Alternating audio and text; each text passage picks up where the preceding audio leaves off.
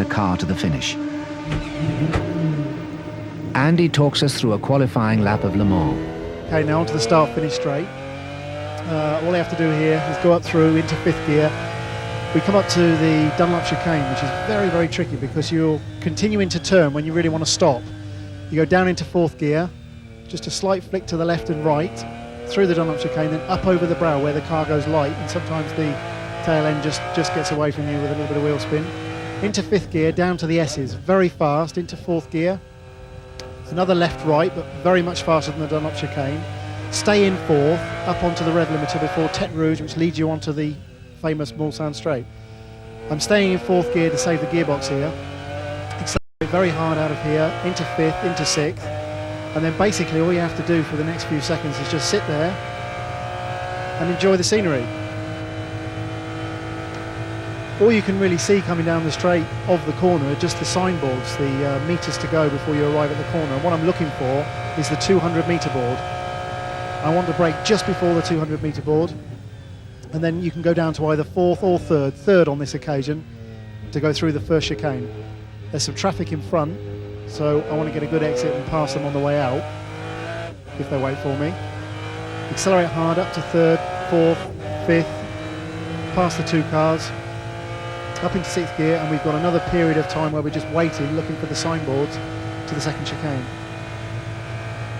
This one you could brake about 10 metres later as you're arriving slightly slower than you were into the first chicane. This time it's definitely third gear. Gently with the gearbox. Pull the car in. Not too difficult to corner, except accelerating out. The rear end of the car wants to get away from you, so you have to make sure it doesn't wheel spin too much. Up into fourth, up into fifth,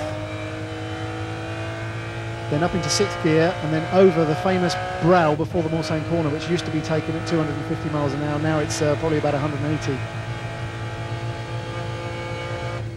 Immediately you come over the brow, you come down into the Mulsanne corner, which is right down into second or third gear, depending on how you're running.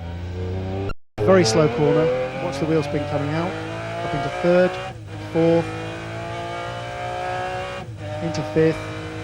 Then you have two blind, flat-out right-hand kinks, into sixth on the first one, and the second one leads you into the right-hand part of Indianapolis, which is a very, very fast corner. You can brake at about 150 metres and be very smooth as the car goes through the right-hand part, and still braking very hard down into fourth gear for the left-hand part of Indianapolis. Now just a small amount of power up into Arnage. Arnage is a very slow corner with virtually no grip. You have to be extremely careful with the car here so as not to spin.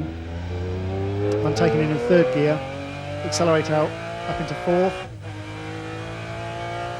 up into fifth. There's now a blind left kink, into sixth, and now we come to the Porsche curves. We'll approach those very fast in sixth gear. It's a whole series of corners. If you get one of them wrong, it all goes wrong completely. I'll go into fifth gear for the first one, which is a right-hander.